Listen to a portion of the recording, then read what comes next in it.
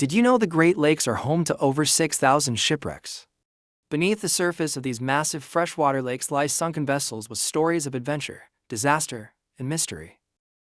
Today, we're diving into the depths to explore some of the most intriguing shipwrecks in the Great Lakes, uncovering what happened to them and what they look like now. Welcome to Shipwreck History. Let's start our journey with arguably the most famous wreck of the Great Lakes, the SS Edmund Fitzgerald. Launched in June of 1958, it was an engineering marvel for its time. At 729 feet long, it was the largest freighter on the Great Lakes when it first set sail.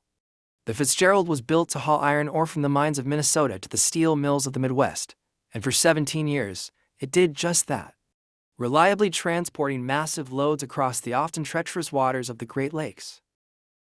Also known as the Mighty Fitz, the Edmund Fitzgerald would prove to be a workhorse of a ship, carrying more cargo than thought possible for the time and setting multiple records for tonnage and safety in its 17 years of service. Its reputation made it a favorite among both crew members and ship enthusiasts. The Fitzgerald's remarkable career came to a tragic end on November 10, 1975. The ship was making its way across Lake Superior, loaded with 26,000 tons of taconite pellets, bound for a port near Detroit. The weather forecast was ominous, and by late afternoon, the Fitzgerald was battling one of the fiercest storms ever recorded on the Great Lakes. Wind speeds exceeded 60 miles per hour, and waves towered as high as 35 feet. As the storm intensified, the Fitzgerald began to take on water. Captain Ernest McSorley, an experienced mariner, reported that the ship was listing and had lost radar. Despite the dire conditions, McSorley pressed on, hoping to reach the safety of Whitefish Bay. However, at approximately 7:10 p.m., the SS Edmund Fitzgerald suddenly and tragically vanished from radar. There was no distress signal, no call for help, just silence.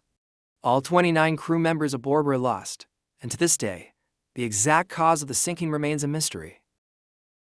The wreck of the Edmund Fitzgerald was discovered broken into at the bottom of Lake Superior, 530 feet below the surface, near the Canadian border. The ship's broken hull lies eerily still on the lakebed, surrounded by debris. Despite extensive research at the wreck site, the exact reason for the ship's sudden sinking has never been definitively determined, leading to much speculation and numerous theories from structural failure to massive rogue waves. Today, the SS Edmund Fitzgerald rests as a cold, silent monument to those who lost their lives. The wreck is protected as a grave site, and diving to the site is prohibited. Over the years, the story of the Fitzgerald has been immortalized in Gordon Lightfoot's famous ballad, The Wreck of the Edmund Fitzgerald, keeping the memory of this tragedy alive. The loss of the SS Edmund Fitzgerald not only led to changes in maritime safety regulations on the Great Lakes, but also serves as a solemn reminder of the unforgiving power of nature and the dangers that mariners face. The Fitzgerald story is a cornerstone of Great Lakes history, and a tribute to the 29 souls who never made it home. Next up, let's explore the tragic tale of the SS Carl D. Bradley. The SS Carl D. Bradley, launched in 1927, was once the largest freighter on the Great Lakes, measuring over 600 feet long. Known as the Queen of the Lakes, this vessel was designed to carry limestone, and for over 3 decades, it delivered cargo between ports with a reputation for being fast and reliable. But on November 18, 1958, the Carl D. Bradley's legacy took a tragic turn. While sailing through Lake Michigan, the freighter encountered a powerful storm with wind speeds reaching up to 65 miles per hour and waves towering at 20 feet. Despite its size, the Bradley was vulnerable. Years of service had taken a toll on its structure, and the ship was due for repairs. As the storm intensified, the Bradley's midsection, weakened by years of stress and strain, began to buckle. In a sudden and catastrophic event, the ship broke in two. Within minutes, the stern section, still carrying most of the crew, sank into the frigid waters of Lake Michigan. The bow followed shortly after, leaving only 2 survivors out of the 35-man crew, Frank Mays and Elmer Fleming, who were rescued after spending over 15 hours in a lifeboat amidst the storm. The sinking of the Carl D. Bradley was not only a devastating loss of life, but also a significant blow to the small town of Rogers City, Michigan, where 23 of the 33 crew members were from. Today, the wreck of the SS Carl D. Bradley rests in two main pieces on the floor of Lake Michigan, at a depth of about 360 feet. The site is a somber reminder of the ship's tragic end. Divers who have explored the wreck describe it as hauntingly well preserved, with the ship's midsection bearing the marks of the catastrophic break, providing a haunting snapshot of its final moments. The loss of the Carl D. Bradley prompted changes in ship design and safety regulations, ensuring that the lessons learned from this tragedy would not be forgotten. Let's dive into the story of the SS Daniel J. Morrell, one of the Great Lakes' most tragic and mysterious shipwrecks. Launched in 1906, the SS Daniel J. Morrell was a massive 600-foot freighter built to haul iron ore across the Great Lakes. For nearly 6 decades, the Morrell navigated these waters, enduring countless storms and harsh conditions. But on November 29, 1966, its luck ran out. The Morrell was caught in a ferocious storm on Lake Huron, with wind gusts reaching 65 miles per hour and waves towering over 20 feet. The ship, old and already stressed from years of service, began to crack under the pressure. In the early morning hours, the Morrell split in two, with the stern continuing to sail on for another 5 miles before it succumbed to the lake's icy grip. Out of the 29 crew members on board, only one survived, Dennis Hale. Hale miraculously managed to stay alive on a makeshift raft for nearly 40 hours in sub-freezing temperatures, wearing only a life jacket, boxer shorts, and a pea coat. His incredible survival is one of the most harrowing tales in Great Lakes maritime history. Today, the wreck of the SS Daniel J. Morrell lies in pieces on the floor of Lake Huron, about 200 feet deep.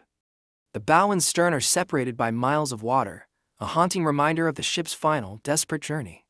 Divers who have explored the site report that the wreck is remarkably well preserved, with the stern still eerily intact, and the bow of the ship showing the scars of its violent breakup.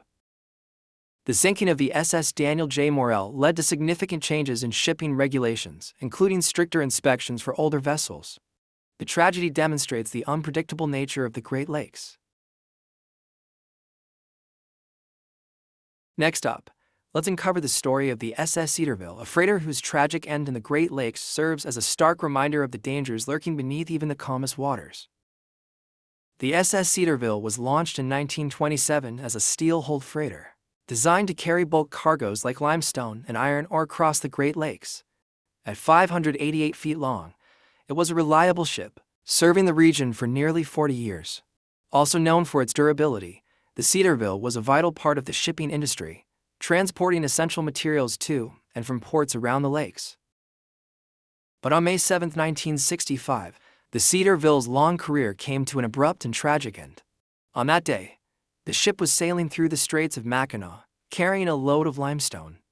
The weather was foggy, reducing visibility significantly, and the Cedarville was navigating through a busy shipping lane. Around 10 a.m., the ship collided with the Norwegian freighter MV Top Dalsford. The impact tore a massive hole in the Cedarville's side. Despite the gaping hole, Captain Martin Jopik initially decided to continue sailing towards shallow waters, hoping to beach the ship to prevent it from sinking.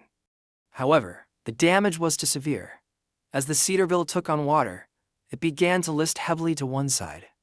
Just a few miles from Mackinac City, the freighter rolled over and sank in about 110 feet of water, taking 10 of the 35 crew members with it. The wreck of the SS Cedarville was found lying on its side on the bottom of Lake Huron, relatively intact. Divers who have explored the site report that the ship is well preserved, with much of its structure still recognizable. The wreck remains a popular site for experienced divers, although the cold, dark waters of Lake Huron add an extra layer of challenge. The sinking of the Cedarville led to changes in maritime safety regulations, particularly concerning navigation in foggy conditions and the importance of immediate evacuation in case of severe hull damage. The story of the SS Cedarville is a reminder of the perils that Great Lakes mariners face, even in modern times. It's also a testament to the enduring mysteries and stories that lie beneath the surface of these vast lakes. Next, let's dive into the story of the SS Bannockburn. Often referred to as the Flying Dutchman of the Great Lakes, the Bannockburn is one of the most enduring maritime mysteries. Launched in 1893, this Canadian grain freighter quickly became a familiar sight on the waters of Lake Superior, known for her speed and reliability. For nearly a decade, she transported grain and other goods across the Great Lakes, her sturdy build and capable crew ensuring safe passage through the region's often treacherous waters. But in November 1902, the Bannockburn vanished without a trace, becoming one of the Great Lakes' most famous ghost ships. On November 20, 1902, the Bannockburn set sail from Fort William, Ontario, bound for Georgian Bay with a full load of wheat.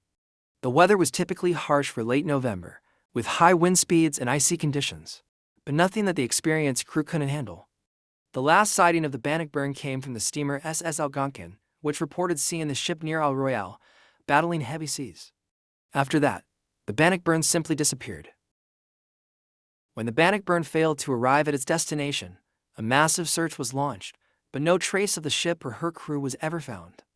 Not a single piece of wreckage washed ashore, leading to endless speculation about what could have happened. Some believe the ship struck an uncharted shoal, while others suggest that a structural failure or even a mysterious explosion caused her to sink rapidly.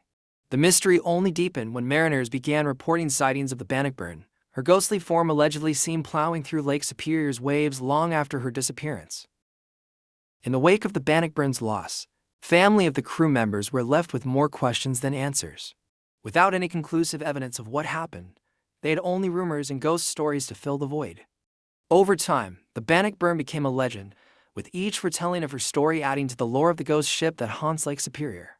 Despite numerous searches, the wreck of the Bannockburn has never been found, adding to her mystique. Lake Superior's depths are among the most difficult to explore, with frigid temperatures and poor visibility hampering efforts to locate the wreck.